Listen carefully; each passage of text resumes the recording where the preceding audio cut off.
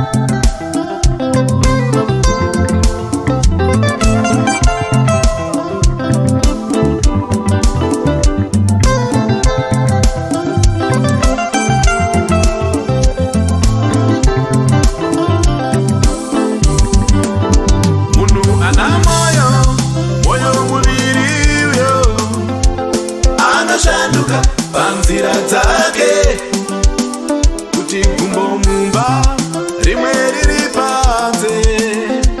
Anoshanduka panzira dzake kuti zvaJesu hukumashari anoda uyo. Anoshanduka panzira dzake.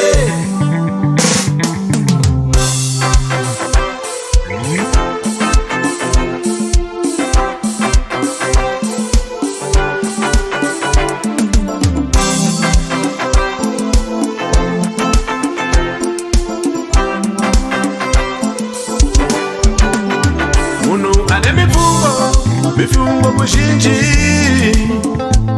anoshanduka panzira dzake. Munhu ane mifungo muzhinji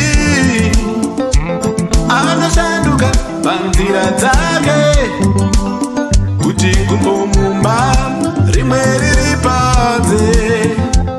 Anoshanduka panzira dzake. Munhu uyu angawane chiro kubva kuna Mwari. Munyunyuti, ndava munyunyuti. Munhu uyu angawane chiro kubva kuna Mwari. Munyunyuti, ndava munyunyuti. Kuti gumbo mumba rimwe riri panze. Anoshanduka panzira dzake kuti zvaJesu hukumashari anoda uyo. Anoshanduka panzira dzake. Sikana uchida kubudirira tarira kumberi kwete kudududza mashure. Wada kubudirira ringa mberi kwete kudududza mashure. Uchinge wada maropafadzo tarira kumberi kwete kudududza mashure.